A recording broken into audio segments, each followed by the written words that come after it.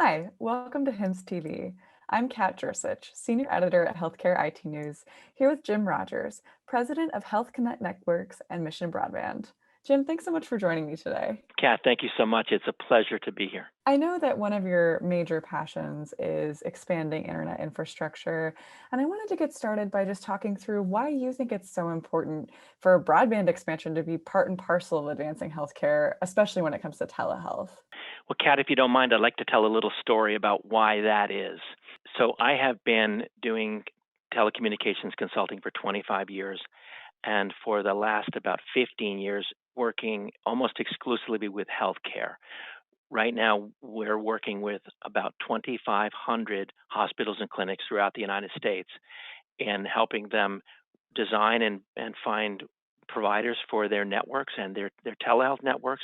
And we also get money, help our clients get money through the Healthcare Connect Fund. And so to date, since 2007, we've gotten over $100 million in subsidies from the Healthcare Connect Fund for our clients.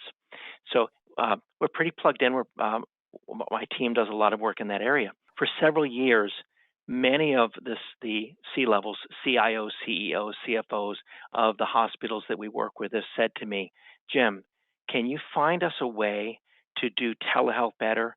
We're connected and you help us get federal money, but our problem is the last mile, and we want to do telehealth to patients' homes. We send them home and they don't have an internet connection or they don't have a good internet connection. Can you help us with that? And they'll remind me, you helped us solve this networking and telehealth side with subsidy. Can you do the other? So for several years, I kept saying no. I really don't know how to solve that. I know it's a problem, but I kept getting asked, and when I'm presented with a problem, I really want to try to solve it. So after a couple of years of working on it, I did come up with an idea. I started seeing the problem firsthand, where there are millions of people, somewhere between, I think the FCC says 18 million people in the U.S. are unserved, and other people use a number about 42 million, and then some even higher than that. People in the U.S. that are unserved that cannot do telehealth, and COVID has so drastically shown us the need to get telehealth to every patient all across America. So I started Mission Broadband about 2 years ago with the focus on trying to work with at the federal level to get more federal money and put it together in what I call a public-private partnership, where the local community may pay some money for a broadband build, and the vendors that want to build it will put some money into the broadband build, and perhaps the state and especially feds. And there are several programs. It's a serious problem. Healthcare realizes it. COVID-19 has really shown people that it's a problem, and I'm trying to find a way to solve it. Definitely.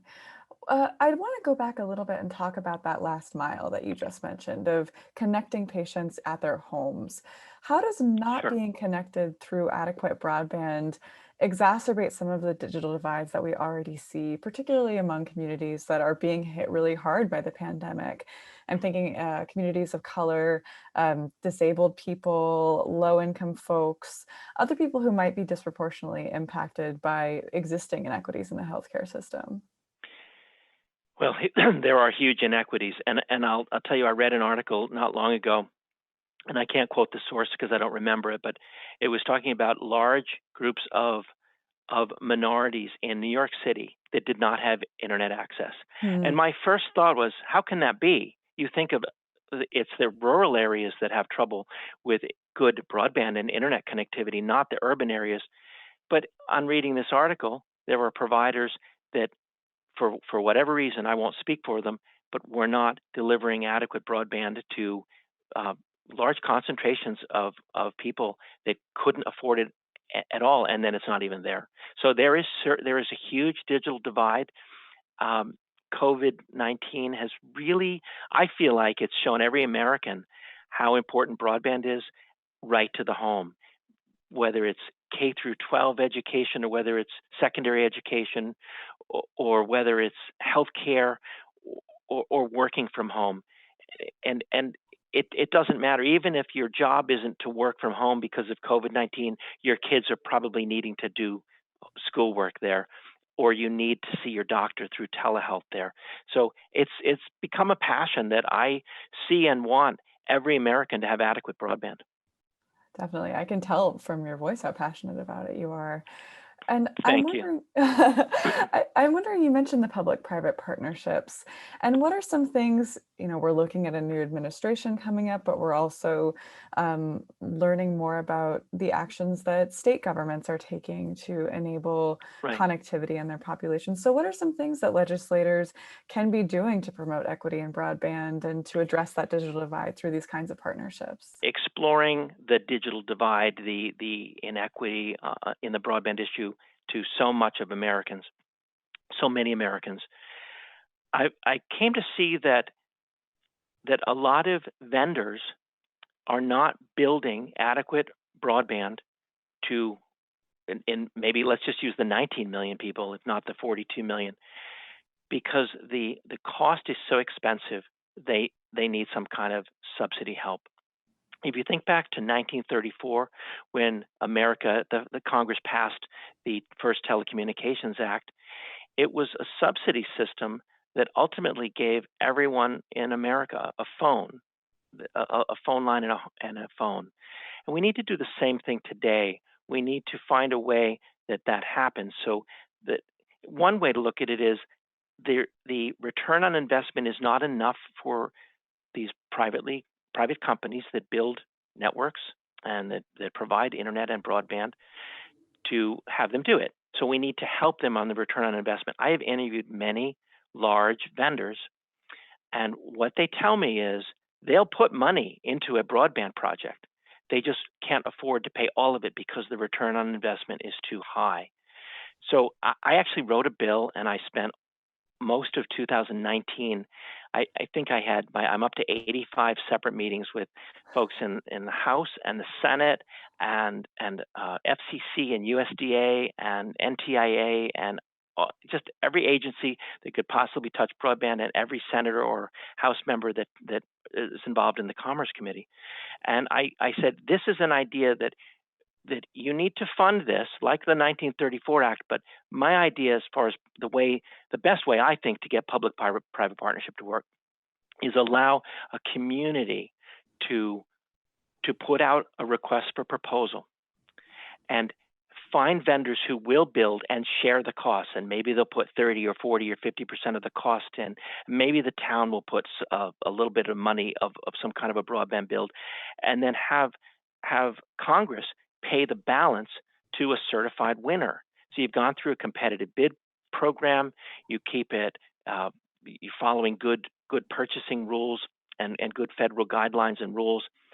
That type of program doesn't really exist. There are pieces of it in the USDA HealthConnect program, and then the FCC RDOF is giving billions of dollars away. Most of that money is going through bids directly to providers, and I know firsthand that even when providers win that, they quite often, I don't want to disparage them at all, but they quite often will not build to the most rural, most needy, whether that's urban or rural, I should say, most needy, because they're worried there may not be enough of a payback or return on investment. So my quick solution is that partnerships between federal money and communities and vendors that will get everyone adequate broadband. I did want to clarify one thing. At Healthcare IT News, we often use providers as a shorthand for clinicians, but you mean internet service providers, right?